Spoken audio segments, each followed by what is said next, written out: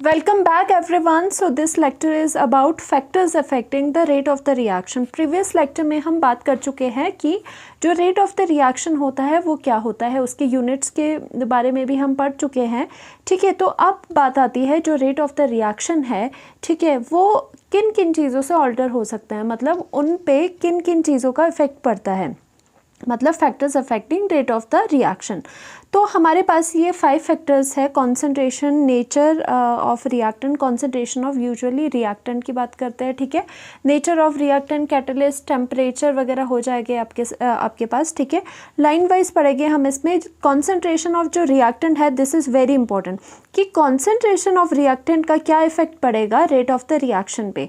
तो जनरली याद रखो ये चीज़, generally rate of reaction increases with increase in the concentration of reactant, कि जो आपका कंसंट्रेशन ऑफ रिएक्टेंट है वो डायरेक्टली प्रोपोर्शनल है किसके, रेट ऑफ द रिएक्शन का. Generally in most of the cases हमेशा ये ट्रू नहीं होता है. फॉर एग्जांपल जो आप आगे पढ़ोगे इसके बाद कि except for some reactions like जो ज़ीरो ऑर्डर की रिएक्शंस होती है, याद रखना ज़ीरो ऑर्डर की रिएक्शन जो कि हम आने वाले लेक्चर्स में पढ़ेंगे. ज़ीरो ऑर्डर की रिएक्शन के लिए जो ये वाला फंडा है आपका कि rate of the reaction directly proportional है कॉन्सेंट्रेशन ऑफ द रिएक्टेंट, वो नहीं होता. मतलब कॉन्सेंट्रेशन की अगर रिएक्टेंट की कॉन्सेंट्रेशन हम बढ़ा रहे हैं तो रेट ऑफ जो रिएक्शन है वो आपका बढ़ता नहीं है, बल्कि आपका क्या हो जाता है, कांस्टेंट हो जाता है जब ज़ीरो ऑर्डर रिएक्शंस आती है.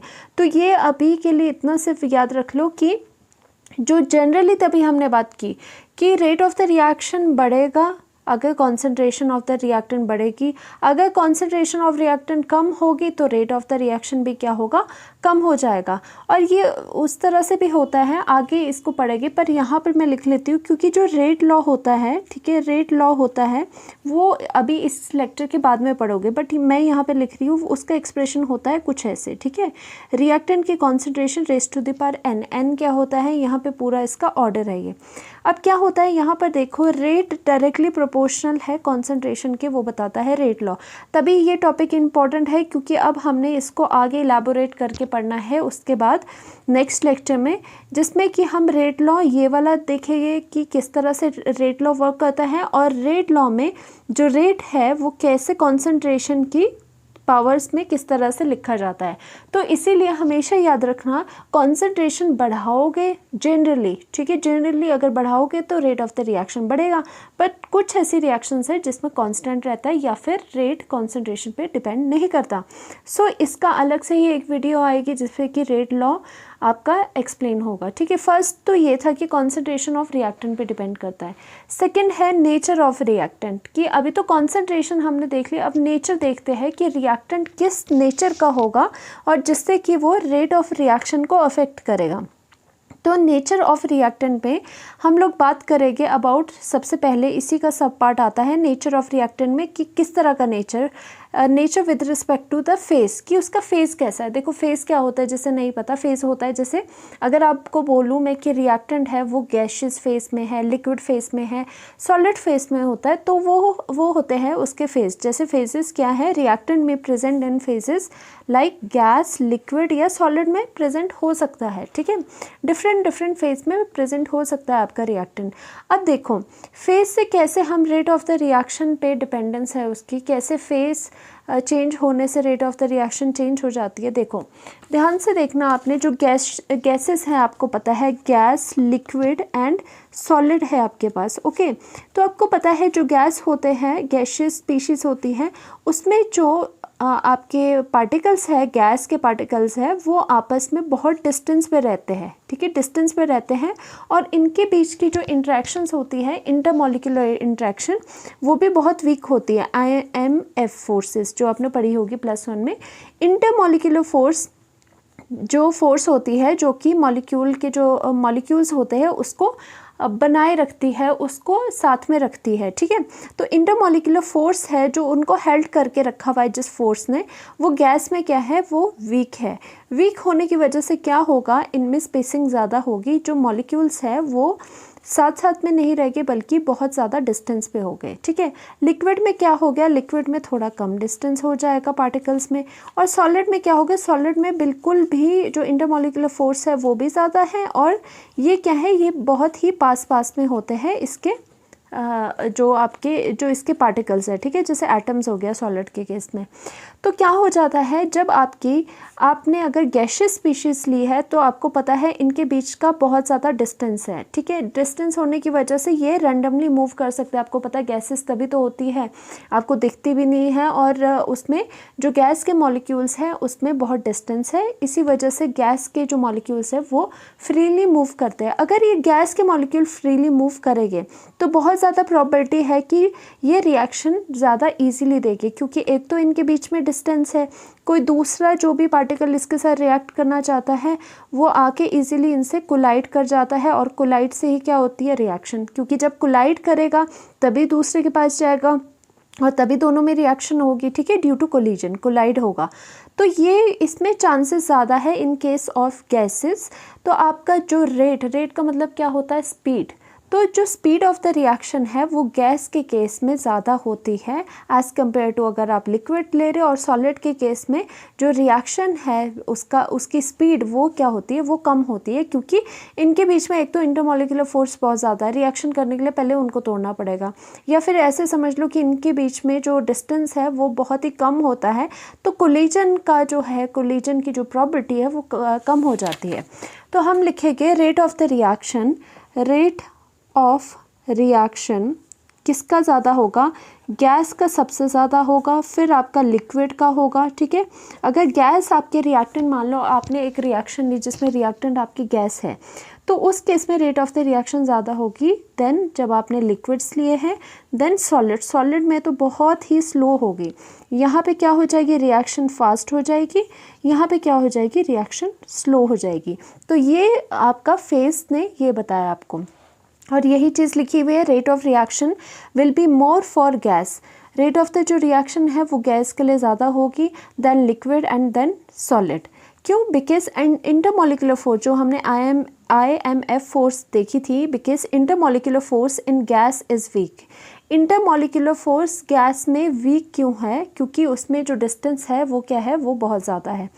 And gas particles move with the high speed, क्योंकि वो फ्रीली मूव इसीलिए कर पा रहे हैं क्योंकि उनके बीच में डिस्टेंस है, ठीक है, इसीलिए क्या हो जाएगा, वो हाई स्पीड से मूव करेंगे, so they can collide with others, ठीक है, they can collide with others, जो अदर रिएक्टेंट या फिर किसी ने इसके साथ रिएक्ट करना है तो आसानी से क्या हो जाएगा, वो कोलाइड कर सकते हैं, ठीक है, easily, and do reaction fastly in comparison to liquid and solid. इसका मतलब इसमें रिएक्शन ज़्यादा इजीली होगी गैस के केस में as compare to the liquid and that of the solid. इसीलिए पहला तो फ़र्क ये पड़ गया नेचर ऑफ रिएक्टेंट में हमारा, कि अगर हमारा रिएक्टेंट जो भी है, रिएक्टेंट स्पीशीज़ अगर वो गैस वाली हुई तो इसका मतलब ज़्यादा ईजीली रिएक्शन होगी। और रेट जो है, रेट का मतलब क्या है, that is speed.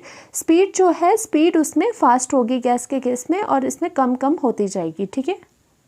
Now second point आता है होमोजीनियस एंड हेट्रोजीनियस रिएक्टेंट। देखो होमोजीनियस रिएक्टेंट्स क्या होते हैं, होमोजीनियस रिएक्टेंट्स क्या हो गए, होमोजीनियस का मतलब होता है एक जैसे, हेट्रो का मतलब क्या होता है, डिफरेंट। होमो का मतलब सबसे पहले होता है सेम, हेट्रो का मतलब होता है डिफरेंट। तो इसका मतलब homogeneous reactant and heterogeneous reactant का मतलब हो गया, होमोजीनियस मतलब उसमें सेम रिएक्टेंट है, ठीक है, जो रिएक्टेंट आपके कोलाइड कर रहे हैं या जिनकी रिएक्शन हो रही है वो सेम है। अब वो सेम ऐसे नहीं है कि बिल्कुल डिट्टो सेम है, मतलब सेम किस में है, same reactants in their properties या फिर इन देयर प्रॉपर्टीज़, मतलब एक दूसरे से मिलते जुलते हैं, या तो साइज़ में वो सेम हो जाएंगे या उनके फेसेस सेम हो गए। फेसेस का मतलब या तो गैस ही रिएक्ट कर रही है, वो होमोजीनियस रिएक्टेंट्स हो गए। हेट्रोजीनियस रिएक्टेंट में क्या होगा, अगर गैस या लिक्विड आपस में रिएक्ट कर रहे हैं तो वो जो रिएक्टेंट है वो दोनों डिफरेंट है, क्योंकि एक गैस है एक लिक्विड है, तो ये किस में आता है, हेट्रोजीनियस रिएक्टेंट में, मतलब रिएक्टेंट डिफरेंट हो गए, ठीक है। डिफरेंट कैसे, उनकी प्रॉपर्टीज़ में। अब यहाँ पर देखो होमो के केस में क्या आ जाएगा आपका, होमो के केस में सेम बोला है तो गैस प्लस गैस के रिएक्टेंट जो है वो गैशियस भी हो सकता है, या फिर वो लिक्विड एंड लिक्विड आपस में रिएक्ट कर रहे हैं, या फिर सॉलिड प्लस सॉलिड आपस में रिएक्ट कर रहे हैं, तो ये क्या हो जाएगा, ये हो गए होमोजीनियस। हेट्रोजीनियस में क्या होगा, डिफरेंट चाहिए, इसमें के इस केस में होगा गैस अगर लिक्विड के साथ रिएक्ट करी है, लिक्विड अगर सॉलिड के साथ करा, सॉलिड अगर गैस के साथ रिएक्ट करी है, तो ऐसे सिनेरियो को कहते हैं कि इसमें जो रिएक्टेंट है this is the heterogeneous reactant, और सेम वाले अगर स्पीशीज़ है तो उसको कहेंगे होमोजीनियस रिएक्टेंट। अब मुझे बताओ दोनों में से किस में speed of the reaction, rate of the reaction ज़्यादा होगा? तो रेट ऑफ द जो रिएक्शन होगा वो किस में ज़्यादा होगा? अब यहाँ पर देखो जो सेम स्पीशीज़ है ऑब्वियसली वो आपस में जब रिएक्ट करेगी तो वो इजीली रिएक्ट करेगी, क्योंकि दोनों ही क्या है, दोनों ही सेम जैसी है, दोनों ही मतलब दोनों की ही प्रॉपर्टी सेम है। तो रेट ऑफ द रिएक्शन क्या है, वो होमोजीनियस में ज़्यादा होगी देन द हेट्रोजीनियस रिएक्टेंट। मतलब बोलने का क्या है, जब हम होमोजीनियस रिएक्टेंट लेंगे दैट मीन्स अगर गैस और गैस के बीच रिएक्शन हो रही है तो वो ज़्यादा फास्ट होगी देन दैट ऑफ अगर गैस या लिक्विड के अगर बीच में रिएक्शन होगी। मतलब गैस और गैस की जो रिएक्शन है वो ज़्यादा फास्ट होगी than that of the gas and liquid. Okay अब देखो, अब हमने ये सारी चीज़ें कर ली है। एक तो हमने फेस वाले से पता लगाया था, फेस वाले पॉइंट से पता लगाया था कि गैसेस जो है अगर रिएक्टेंट गैसेस है तो वो फास्ट रिएक्शन देगा, क्योंकि क्या होता है उनके जो पार्टिकल्स होता है उसमें डिस्टेंस काफ़ी है और रेंडमली मूव कर रहे हैं, इसीलिए स्ट्राइक कर सकते हैं वो, ठीक है, इस तरह से, ठीक है, स्ट्राइक कर सकते हैं। तो हमने देखा एक बहुत ही अच्छा एग्जांपल हमें ये देखने को मिल रहा है कि कौन सी रिएक्शन बहुत अच्छे से ज़्यादा स्पीड में हो सकती है। एक तो जिनमें होमोजीनियस रिएक्टेंट होगा, ठीक है। तो होमोजीनियस में हम पहले ये आ गए, गैस का हो सकता है, लिक्विड एंड सॉलिड का। और पहले वाले पॉइंट, फेस वाले पॉइंट में हमने ये बताया था कि जो गैस और गैस जब रिएक्ट करते हैं तो वो बहुत फास्टली रिएक्ट करते हैं than the liquid than that of the solid and solid. That means जो ये गैस एंड गैस का कॉम्बिनेशन है ना, जब gas reacts with the another gaseous reactant, this is very high speed, बहुत हाई स्पीड तो नहीं कह सकते, मतलब this is the comparatively compared to the other scenarios this is the fast reaction. इसकी रिएक्शन फास्ट होगी और रेट ऑफ द जो रिएक्शन होगा that would also be fast, वो भी आपका फास्ट होगा, ठीक है। तो ये बताता है homogeneous reactants and heterogeneous reactant. Obviously कोई जो अपनी कंपनी है वो अपनी कंपनी प्रेफर करेगा देन दैट ऑफ अदर की कंपनी। जो उसके अपने फ्रेंड्स होंगे वो उनके साथ ज़्यादा कंपैटिबल होगा, ठीक है, अपने ग्रुप में कंपैटिबल होगा, अदर्स के ग्रुप में जाएगा तो उतना कंपैटिबल नहीं होगा। इसीलिए होमोजीनियस जो रिएक्टेंट्स होते हैं उसके केस में रेट ऑफ द रिएक्शन ज़्यादा होती है, ठीक है। तो वही यहाँ पर एक्सप्लेन करा गया है। होमोजीनियस रिएक्टेंट्स सबसे पहले क्या होते हैं, ठीक है, homogeneous reactants and the heterogeneous reactants. Homogeneous reactants होते हैं सेम काइंड ऑफ अगर रिएक्टेंट्स आपके पास हो, लाइक कैसे गैस रिएक्ट कर रही है, लिक्विड रिएक्ट कर रहा है, सॉलिड रिएक्ट कर रहा है। और हेट्रोजीनियस में होगा डिफरेंट काइंड ऑफ रिएक्टेंट, जैसे कि गैस ने अगर लिक्विड के साथ रिएक्ट करा, liquid solid and gas and solid, ठीक है, ये वाली चीज़ें। तो हमने देख लिया, एग्जाम्पल भी देख लिया है हमने और इनके रीज़न भी देख लिए कि होमोजीनियस जो स्पीशीज़ है, होमोजीनियस रिएक्टेंट है, उनका rate of the reaction ROR, समझ गए ना, rate of the reaction homogeneous वाली स्पीशीज़ का ज़्यादा होगा than that of the heterogeneous, क्योंकि होमोजीनियस आपस में इजीली रिएक्ट कर पाती। जैसे गैसेस है तो गैसेस के बीच में बहुत गैप होता है और वो कोलाइड करती रहती है, बहुत फास्ट मूविंग होती है। तो ऑब्वियसली दूसरी गैस भी बिल्कुल वैसी ही है, तो वो आराम से रिएक्ट कर पाएगी।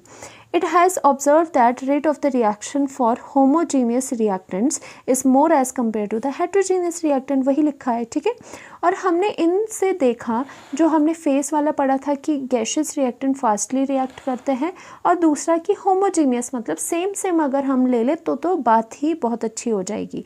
तो हमने देखा अगर हम गैसियस फेस के रिएक्टेंट ले ले वो भी होमोजीनियस, मतलब ये वाला केस डिस्कस करा है इन्होंने कि ये वाला केस बहुत ही अच्छा है और बहुत ही फास्ट होगी। इसमें क्या फास्ट होगी, rate of the reaction is very fast, क्योंकि क्या हो रहा है, गैस और गैस रिएक्ट कर रहे हैं आपस में, rate of the reaction very fast होगा, क्योंकि सबसे पहले तो ये गैस है, गैस में पहले ही फास्ट होता था, और दूसरा ये होमोजीनियस रिएक्टेंट है, मतलब एक जैसे रिएक्टेंट है, तो ये वाला केस बहुत बेस्ट होता है as compare to the other.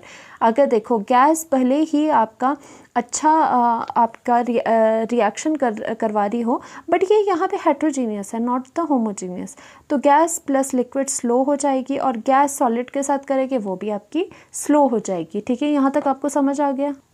सो हमारा थर्ड पॉइंट आता है केमिकल नेचर, ठीक है, कि केमिकल नेचर किस तरह का है रिएक्शंस का या रिएक्टेंट का। तो केमिकल नेचर में हम बात करेंगे फॉर एग्जांपल कि आपकी आयनिक रिएक्शंस होती है, ठीक है। आयनिक रिएक्शंस पहले भी हमने पढ़ा था कि वेरी वेरी फास्ट होती है, तो हम लिखेंगे वेरी फास्ट रिएक्शन। इसी तरह से फास्ट रिएक्शन, तो आपका रेट ऑफ रिएक्शन क्या होगा, रेट ऑफ रिएक्शन भी क्या हो जाएगा, इसमें फास्ट हो जाएगा। जो कोवेलेंट रिएक्शंस होती है, जो कोवेलेंट रिएक्शंस होती है वो क्या होती है, वो होती है स्लो रिएक्शंस, मतलब स्लो रिएक्शन एज कम्पेयर, इतनी स्लो नहीं होती but as compare to these ionic reactions क्या होती है, ये स्लो रिएक्शन होती है। तो मतलब रेट ऑफ द जो रिएक्शन है, रेट ऑफ जो रिएक्शन है वो भी क्या हो जाएगा, वो भी आपका स्लो हो जाएगा। ऐसा क्यों होता है, क्योंकि आयनिक जो रिएक्शंस होती है उसमें क्या होता है, जब आयंस जैसे ही पानी में डालोगे, जैसे ही एक्वस मीडियम में डालोगे, जो आयनिक कंपाउंड है वो आयंस में टूट जाएगा, वो आयनाइज हो जाएगा बहुत जल्दी से। और जस्ट उसमें बॉन्ड कैसे बनता है, बाय द वो कॉम्बिनेशन ऑफ आयंस। मतलब अगर NaCl है आपका, वो कैसे बनेगा, Na पॉजिटिव आएगा, Cl नेगेटिव आएगा और दोनों NaCl बनाएंगे। उसी तरह से ये आयनिक बॉन्ड बनता है, ठीक है। अगर उसको तोड़ रहे हो वो भी इजीली टूट जाता है। इसीलिए अगर इजीली ये मतलब आयनाइज करवा देते हैं तो फास्ट रिएक्शन हो जाती है than that of the covalent reaction, ठीक है। कोवेलेंट बॉन्ड हमें वहाँ पे तोड़ना पड़ता है और जिसके लिए हमें टाइम लग जाता है, ठीक है। तो हम बात करते हैं अब स्टेबिलिटी के बारे में, ठीक है। स्टेबिलिटी के बारे में हम कैसे बात करेंगे कि suppose this is the reaction A+B, ठीक है। A+B रिएक्शन जा रही है C में, ठीक है। तो हम स्टेबिलिटी की बात कर रहे हैं कि अगर रिएक्शन में देखो, ध्यान से देखो, हमारी रिएक्शन है आगे को, हम जो स्पीड पढ़ रहे हैं, स्पीड ऑफ द रिएक्शन, वो पढ़ रहे हैं कि इसके आगे जाने की स्पीड। अगर मैं आपसे कहूँ कि जो ये A एंड B जो रिएक्टेंट्स है, अगर वो स्टेबल हो जाए बहुत ही ज़्यादा, मान लो A एंड B बहुत स्टेबल है, तो क्या ये रिएक्शन होगी, क्या रिएक्शन की स्पीड क्या होगी। देखो अगर A एंड B स्टेबल है, अगर A and B, A+B equals to हमने C करा था, अगर सपोज जो रिएक्टेंट्स है, अगर रिएक्टेंट्स ही आपके स्टेबल होने लग जाए और रिएक्शन आपकी फॉरवर्ड है, आगे को जा रही है, तो हमेशा क्या होता है, जो भी चीज़ स्टेबल होती है वो अपनी जगह से अपनी स्टेबिलिटी को नहीं खोना चाहती, ठीक है। वो क्यों जाए किसी अनस्टेबल चीज़ में, ठीक है। पर यहाँ पर क्या है, रिएक्टेंट इज स्टेबल। जब रिएक्टेंट स्टेबल है तो इसका मतलब वो आगे रिएक्ट करके नहीं जाएगा, तो रेट ऑफ द रिएक्शन क्या हो जाएगी, rate of the reaction slow हो जाएगी। क्योंकि हर चीज़ जो भी रिएक्शंस होती है किस लिए जाती है, टू अटेन द स्टेबिलिटी। हर चीज़ स्टेबिलिटी के पीछे है, ठीक है। हर फिनोमेना स्टेबिलिटी के पीछे है। तो जब रिएक्शन स्टेबिलिटी में जा नहीं रही है, क्योंकि ये खुद ही स्टेबल है, तो आपकी जो रेट ऑफ द रिएक्शन है, मतलब उसके होने की स्पीड, उस रिएक्शन के होने की स्पीड क्या हो जाएगी, वो कम हो जाएगी। जैसे प्रोडक्ट है, यहाँ पर प्रोडक्ट है, सपोज अगर ये प्रोडक्ट स्टेबल हुआ, अब क्या है, प्रोडक्ट स्टेबल है और जो रिएक्टेंट है वो स्टेबल नहीं है, तो हम तो ये देखेंगे ना, हम तो जब A और B रिएक्ट करेंगे तो वो देखेंगे कि हम जल्दी जल्दी आपस में रिएक्ट कर लेते हैं, क्योंकि आगे जो हमसे बनेगा प्रोडक्ट वो बहुत ही ज़्यादा स्टेबल है और सभी चीज़ें स्टेबिलिटी के पीछे भाग रही है। तो ये तो बहुत कोशिश करेंगे ना कि हम जल्दी से जल्दी रिएक्ट करें और जैसे तैसे होके जो ये प्रोडक्ट है वो बना दे। तो इसका मतलब आपने क्या देखा, अगर तो रिएक्टेंट आपका स्टेबल है, रिएक्टेंट की स्टेबिलिटी और रेट ऑफ द रिएक्शन, मतलब रेट ऑफ द रिएक्शन और जो रिएक्टेंट की स्टेबिलिटी है, स्टेबिलिटी ऑफ किसकी, रिएक्टेंट, वो इन्वर्सली प्रोपोर्शनल है और आपकी स्टेबिलिटी ऑफ प्रोडक्ट है वो डायरेक्टली प्रोपोर्शनल है। वो देखो कैसे, अगर रेट ऑफ द रिएक्शन, अगर मान लो आपकी स्टेबिलिटी ऑफ द रिएक्टेंट ज़्यादा है, मतलब आपके जो रिएक्टेंट्स है वो स्टेबल है, तो स्टेबल चीज़ रिएक्ट ही नहीं करती, पहली बात तो, ठीक है। तो ये हमारी रिएक्ट ही नहीं करेगी, मतलब स्टेबिलिटी बहुत ज़्यादा होगी, तो that means rate of the reaction, मतलब स्पीड ऑफ द रिएक्शन कम हो जाएगी, ठीक है। ऑन द अदर हैंड अगर आपका प्रोडक्ट आपका स्टेबल है, तो ये दोनों तो चाहेंगे कि हम स्टेबल चीज़ की तरफ जाए, तो क्या हो जाएगा, जो रिएक्शन का रेट है, मतलब रिएक्शन की जो स्पीड है वो क्या होगी, वो ज़्यादा हो जाएगी अगर जितनी ज़्यादा प्रोडक्ट की स्टेबिलिटी होगी, ठीक है। इसी तरह से हम ये चीज़ें करेंगे, हम ये केस बनाएंगे इफ़ रिएक्टेंट्स आर स्टेबल, ठीक है। अगर रिएक्टेंट आपका स्टेबल है तो क्या हो जाएगा, रेट ऑफ द रिएक्शन क्या हो जाएगा, rate of the reaction is less, ठीक है, मतलब रिएक्शन क्या है आपकी स्लो हो जाएगी, क्योंकि अगर रिएक्टेंट स्टेबल है तो वो रिएक्शन आगे ही नहीं जा रही है। ठीक है, अगर if reactants are unstable, suppose अगर बहुत ही अनस्टेबल है, ठीक है, अगर बहुत ही अनस्टेबल है तो क्या हो जाएगा, रेट ऑफ द रिएक्शन क्या हो जाएगा, इज़ हाई। ठीक है, rate of the reaction high हो जाएगा और रिएक्शन आपकी फास्ट हो जाएगी, क्योंकि अगर ये अनस्टेबल चीज़ है तो वो चाहेगी, अनस्टेबल चीज़ तो हमेशा रिएक्ट कर ही जाती है, स्टेबल होने के चक्कर में वो आगे दूसरा प्रोडक्ट बना देती है कि हमें स्टेबिलिटी मिल जाए। ठीक है, ये बात क्लियर होगी यहाँ पे। और फिर केस बनाते हैं हम इफ़ प्रोडक्ट। अब बात आती है इफ़ प्रोडक्ट्स। ठीक है, इफ़ प्रोडक्ट्स आर स्टेबल, अगर प्रोडक्ट्स आपके स्टेबल है तो क्या हो जाएगा, अगर प्रोडक्ट्स आपके स्टेबल है, वही चीज़ जो हमने डिस्कस करी थी, प्रोडक्ट अगर आपको स्टेबल मिल रहा है तो क्या हो जाएगा कि ये जो रिएक्शन है ए एंड बी आपस में बहुत जल्दी रिएक्ट करेंगे और जितना हो सके जल्दी वो क्या बनाएगी, प्रोडक्ट बनाएंगे। तो that means if products are stable तो जो रेट ऑफ द रिएक्शन है, मतलब जो स्पीड ऑफ द रिएक्शन है उसके होने की, इस क्या हो जाएगी, इसमें वो हाई हो जाएगी। ठीक है, हाई हो जाएगी, दैट मीन्स आपका क्या है, रिएक्शन क्या होगी, आपकी रिएक्शन फास्ट हो जाएगी। और फिर से इफ़ प्रोडक्ट आर अनस्टेबल, ठीक है, अगर प्रोडक्ट ही बहुत अनस्टेबल हो गए तो rate of the reaction is less, मतलब क्या हो जाएगा, वो स्लो हो जाएगी रिएक्शन, क्योंकि अगर आपका ये अनस्टेबल है, आपको पता है ए एंड बी रिएक्ट करके ये रिएक्शन जब हम करवाएंगे, अगर आपको पता है कि जो आपके पास प्रोडक्ट बनेगा वो पहले ही आपको पता है कि वो अनस्टेबल बनेगा, तो हम क्यों ही ये रिएक्शन आगे करवाएंगे। ठीक है, तो इसका मतलब क्या हो जाएगा कि rate of the reaction very less है या फिर स्लो है, वो रिएक्शन आगे प्रोसीड करने में बहुत ही ज़्यादा टाइम लगाएगी, क्योंकि वो होना ही नहीं चाहती है। ठीक है, रिएक्शन।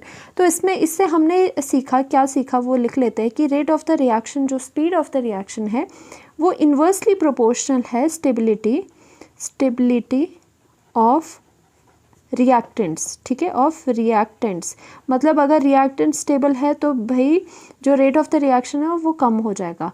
और डायरेक्टली प्रोपोर्शनल क्या है, स्टेबिलिटी ऑफ प्रोडक्ट। ठीक है, स्टेबिलिटी ऑफ प्रोडक्ट, मतलब रेट ऑफ द रिएक्शन अगर ज़्यादा है, मतलब अगर स्टेबिलिटी ऑफ द प्रोडक्ट अगर ज़्यादा है तो जो रेट ऑफ द रिएक्शन है वो क्या होगा, वो भी ज़्यादा होगा, क्योंकि तभी तो ये इसकी प्रोबेबिलिटी होगी बनने की आगे। ठीक है, प्रोडक्ट अगर बहुत स्टेबल है तभी तो ए एंड बी जो रिएक्टेंट्स हैं वो आगे की तरफ जल्दी से जल्दी रिएक्शन को करेंगे। ठीक है, तो आपको ये याद रखना है। ठीक है, now the surface area of the reactant, this is very important, पहले याद रख लो। रेट ऑफ जो रिएक्शन है, रिएक्शन होने की स्पीड वो डिपेंड करती है, वो डायरेक्टली प्रोपोर्शनल है सरफेस एरिया ऑफ रिएक्टेंट, कि जो रिएक्टेंट है वो सरफेस एरिया कितना प्रोवाइड कर रहा है रिएक्शन के लिए। सरफेस एरिया मतलब कितना एरिया एक्सपोज्ड है, जो कि दूसरे से रिएक्ट करने के लिए एक्सपोज्ड कितना है, मतलब कितना आप एक्सपोजर दे रहे हो उस रिएक्टेंट के सरफेस का। ठीक है, अब यहाँ पे डिटेल में बात करेंगे। मोर is the surface area, more it will be exposed for the reaction, so surface area of the reactant can be increased. अब देखो मैं यहाँ पे आपको एग्जाम्पल के साथ बता देती हूँ, फिर आपको क्लियर होगा, ये थ्योरी नहीं पढ़ते पहले। सपोज़ हमने क्या करा, सपोज़ हमने एक बीकर ले लिया। ठीक है, उसमें हमने क्या करा, उसमें हमने वाटर डाल दिया। ठीक है, वाटर डाल दिया और साथ ही हमने कर दिया, ठीक है, साथ ही हमने क्या किया, हमने इसमें चॉक डाल दिया। ठीक है, हमने क्या डाला, इसमें चॉक, हमने इसमें चॉक डाल दिया, चॉक का एक पीस डाल दिया इस तरह से। ठीक है, इस तरह से हमने एक चॉक का पीस डाला। फिर से हमने क्या किया, फिर से हमने एक बीकर ले लिया। ठीक है, यहाँ पे 3 बीकर बना लो। ठीक है, 3 बीकर हमने बना दिए। तो यहाँ पर क्या हो रहा है, यहाँ पे फिर से वाटर डाल दिया, यहाँ पर भी वाटर डाल दिया। बट अब क्या हुआ, अब हमने यहाँ पर क्या किया, इस चॉक को 2 हाफ्स में डिवाइड कर दिया। तो चॉक कुछ इस तरह से इसके 2 हाफ में डिवाइड हो गया। ठीक है, चॉक का टुकड़ा पानी में डाल रहा है, डिज़ोल्व करने के लिए डाल रहे हैं हम। ठीक है, पर्पस। और तीसरे में हमने क्या डाला, यहाँ पे लिख लेते हैं चॉक, और यहाँ पे क्या लिखते हैं कि डिवाइडेड 2 पीसेस ऑफ चॉक। ठीक है, हमने यहाँ पे 2 पीसेस डाले हैं चॉक के, और यहाँ पे क्या है, चॉक पाउडर।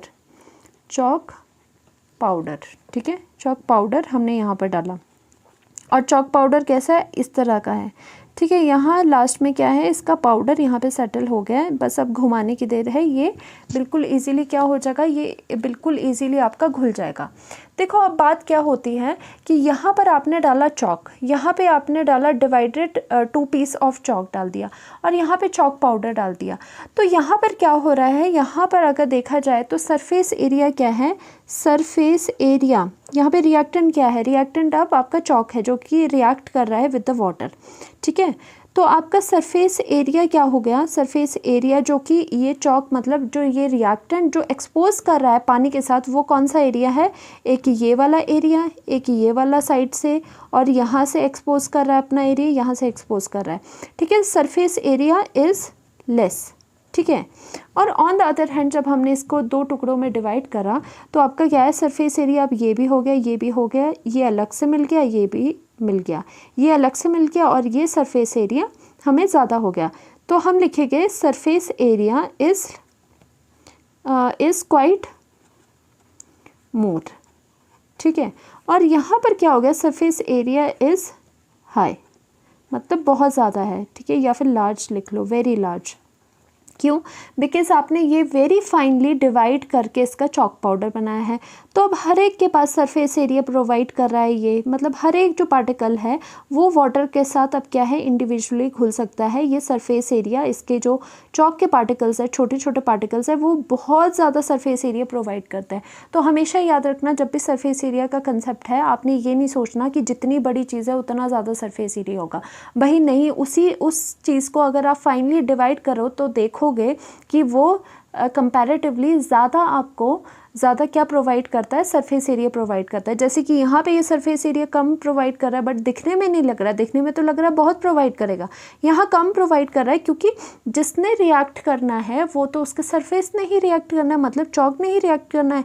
अब वो पानी जो है वो एकदम से अंदर तो रिएक्ट नहीं करेगा, आप चॉक जो है, जो पानी है, वो तो उसी के साथ रिएक्ट करेगा जो कि उसको दिख रहा है, जो एक्सपोज्ड एरिया है।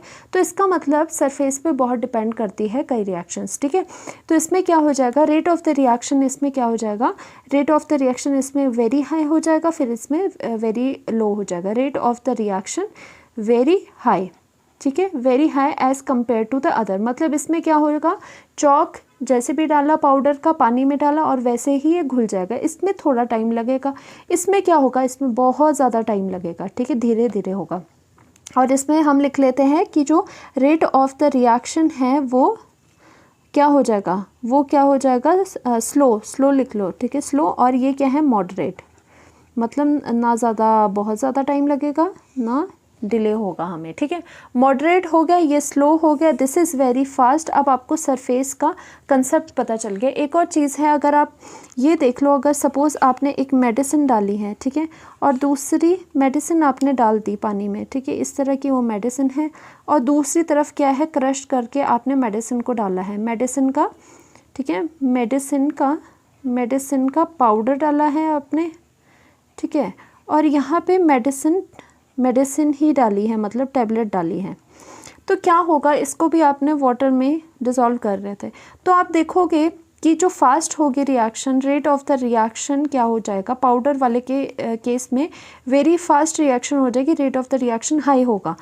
But on the other hand rate of the reaction क्या हो जाएगा, अगर आप पूरी एक टैबलेट को अगर घुलाना चाहोगे विदाउट ब्रेकिंग इट, तो वो क्या होगा, वो स्लो होगा। बिकॉज क्या है कि जो ये सरफेस एरिया प्रोवाइड कर रहा है ये रिएक्टेंट, वो कम प्रोवाइड कर रहा है यहाँ as compare to this powder वाली फॉर्म। क्योंकि जब पाउडर वाली फॉर्म में होती है, फाइनली हम किसी चीज़ को डिवाइड करते हैं, पाउडर फॉर्म में बनाते हैं, तो दैट मीन्स वो क्या होता है, वो सरफेस एरिया ज़्यादा प्रोवाइड करती है आपको। ठीक है, तो रिएक्शन के होने की जो प्रॉबिलिटी है, जो रेट है, मतलब जो उसकी फास्टनेस है कि कितनी जल्दी होगी, वो ज़्यादा हो जाती है, बहुत ज़्यादा जल्दी रिएक्शन हो जाएगी। बिकॉज सरफेस एरिया आपको ज़्यादा मिल रहा है, ज़्यादा जो वाटर है ज़्यादा कॉन्टैक्ट में है किसके, आपके रिएक्टेंट के, तो वो बहुत जल्दी अपना काम कर लेगा। ठीक है, नेक्स्ट इज़ कैटलिस्ट। तो ये बहुत ज़्यादा इंपॉर्टेंट है। वैसे फर्स्ट वाला भी आपका इंपॉर्टेंट था जो कॉन्सेंट्रेशन था, सेकंड आपका कैटलिस्ट है, और थर्ड आपका टेम्परेचर है जो कि बहुत ज़्यादा इंपॉर्टेंट है और जिनको हमने आगे इलेबोरेट करके भी पढ़ना है। ठीक है, कौन से? Concentration, catalyst and temperature. इनके आगे अलग ही आपकी वीडियोस देखने को मिलेगी, अलग ही थ्योरीज आपको मिलेगी इनके ऊपर, कैटलिस्ट, टेम्परेचर एंड कॉन्सेंट्रेशन पे। तो कैटलिस्ट क्या होता है? सबसे पहली बात, कैटलिस्ट ऐसा स्पीशीज़ होता है जो कि अगर किसी भी रिएक्शन में चला जाए तो सबसे पहली बात वो उस रिएक्शन में रिएक्ट तो नहीं करेगा। ठीक है, रिएक्शन में वो पार्ट नहीं लेता, पार्टिसिपेट नहीं करता, जस्ट उसका काम क्या होता है? रिएक्शन को स्पीड अप करना। That species which speeds up the reaction. देखो, नेगेटिव कैटलिस्ट भी होता है, पॉजिटिव कैटलिस्ट भी होते हैं, बट जनरली हम पॉजिटिव ही पढ़ते हैं। ठीक है, इसीलिए मैंने पॉजिटिव वाला ही लिया है यहाँ पर कि the species which increases, usually लिखा है क्योंकि डिक्रीज भी समटाइम्स करता है। ठीक है, which increases the rate of the reaction और which speeds up the reaction by providing the alternative pathway without taking part in reaction. खुद रिएक्शन में पार्ट नहीं लेगा, जैसे आपने डाला था वैसे ही आपको बाहर वो निकलता हुआ नज़र आ जाएगा। बट इसमें क्या हो जाता है, जैसे ही आपने कैटलिस्ट डाला वो क्या होगा कि वो डिफरेंट ऑल्टरनेट पाथवे रिएक्शन को दे देगा जो कि कम होगा, तो उसकी वजह से वो रिएक्शन को स्पीड अप कर देता है। ठीक है, rate of the reaction directly proportional to the catalyst की प्रेजेंस। ठीक है, जितना कैटलिस्ट आप दोगे। अब वैसे होता क्या है, ज़्यादा डिटेल में यहाँ नहीं बताऊँगी क्योंकि आगे हम पढ़ेंगे कि सपोज़ रिएक्शन आपकी ऐसे जाके ऐसे हो रही थी। ठीक है, मान लो रिएक्शन आपकी यहाँ से यहाँ, रिएक्टेंट यहाँ है, प्रोडक्ट यहाँ है। वैसे भी आपको पता होना चाहिए कि जो रिएक्शंस होती है एक वो ट्रांजिशन स्टेट से जाके गुजरती है। ट्रांजिशन स्टेट मतलब आप ऐसे सोच लो कि एक बस स्टॉप है बीच में जहाँ की उसे रुकना ही पड़ता है जाके।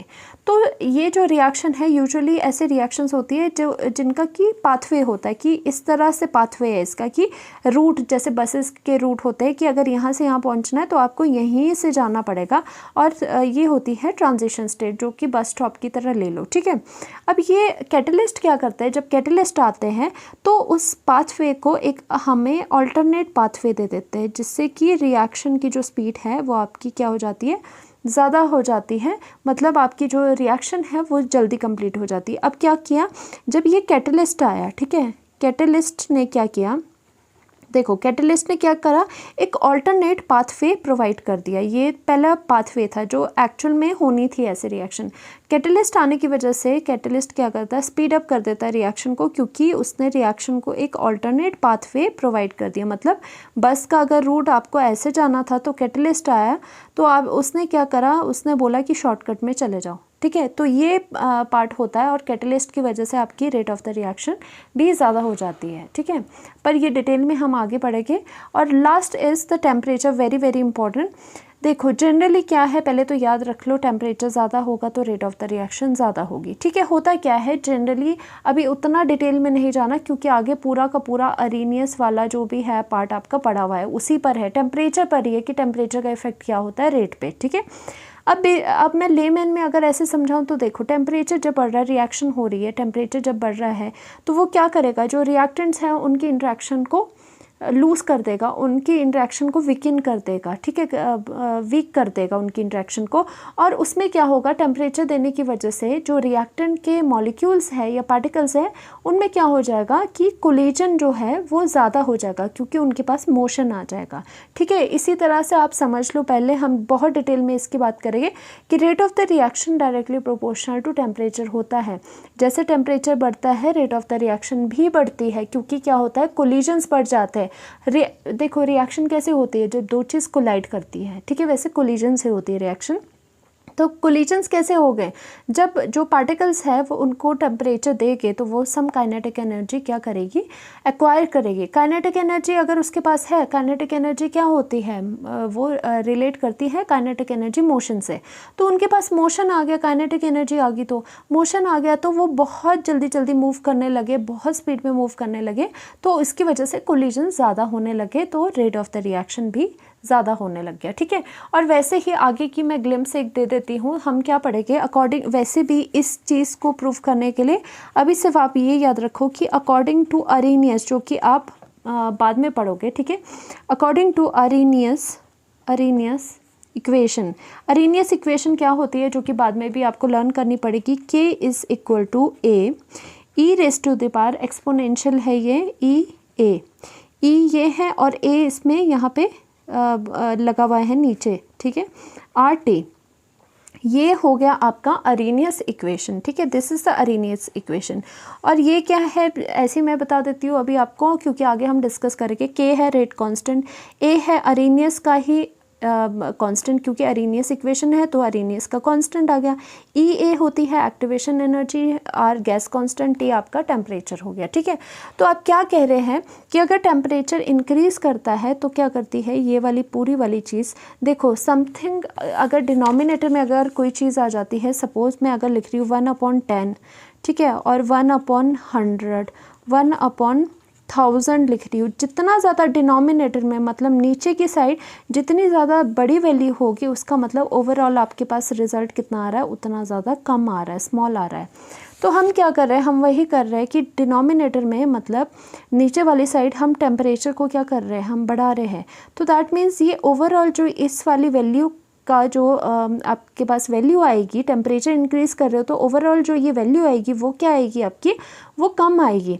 तो यहाँ e raise to the power minus है तो माइनस क्या हो जाएगा, स्मॉल वैल्यू के साथ हो जाएगा, ठीक है।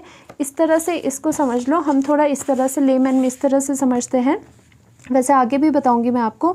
अगर e raise to the power minus E A upon R T है, ठीक है, सपोज़ हमने टेम्परेचर क्या है, टेम्परेचर हमने बढ़ा दिया। अगर टेम्परेचर बढ़ा है, डिनोमिनेटर में कोई बड़ी चीज़ होती है तो ओवरऑल क्या हो जाता है, ओवरऑल ये चीज़ क्या हो जाएगी, इस वजह से स्मॉल। क्यों, क्योंकि टेम्परेचर बढ़ रहा है, डिनोमिनेटर में चीज़ बढ़ रही है, ओवरऑल चीज़ स्मॉल हो जाएगी। तो यहाँ पर ऑलरेडी नेगेटिव है, स्मॉल का मतलब हम ऐसे ले सकते हैं कि नेगेटिव वैल्यू या फिर स्मॉल वैल्यू।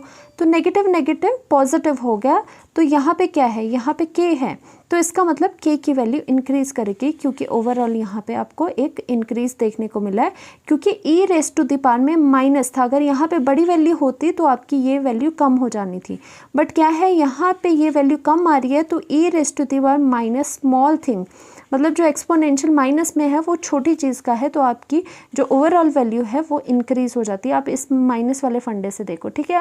डोंट वरी, अगर ये समझ अभी नहीं आया है तो इसको अभी रहने दो, बाद में डिटेल में कर लेंगे। तो वैसे according to this Arrhenius equation ये देखा गया कि जब टेम्परेचर इंक्रीज़ करा तो आपका जो रेट कांस्टेंट था, क्योंकि ये इंक्रीज़ होने से मैंने जो समझाया आपको, ये पूरी चीज़ इंक्रीज़ होती है। अगर किसी को नहीं समझ आ रही है तो नीचे टेम्परेचर इंक्रीज़ करने से ये पूरी चीज़ इंक्रीज़ होती है, तो के आपका क्या हो गया, इंक्रीज़। और उसी तरह से के रेट है तो रेट कांस्टेंट, आपने अभी रेट लॉ मैंने नहीं पढ़ा है, पर याद रखो rate of the reaction rate constant के डायरेक्टली प्रोपोर्शनल होता है। तो इसका मतलब रेट कांस्टेंट अगर बढ़ गया तो रेट ऑफ द रिएक्शन भी बढ़ जाएगा, ठीक है। अगर नहीं समझ आया तो डोंट वरी, बस इतना याद रखो जो मैंने यहाँ करवा दिया, क्योंकि इस पर पूरे के पूरे अभी आपके लेक्चर्स बनने हैं, इस पर temperature, catalyst and rate law and rate of the reaction, ठीक है। Thank you so much, do like and subscribe. Hopefully आपको ये लेक्चर अच्छा लगा होगा। नेक्स्ट लेक्चर में हम बात करेंगे अबाउट द रेट लॉ क्या होता है, ऑर्डर क्या होता है, इन सब चीज़ों में जाएंगे। Thank you so much.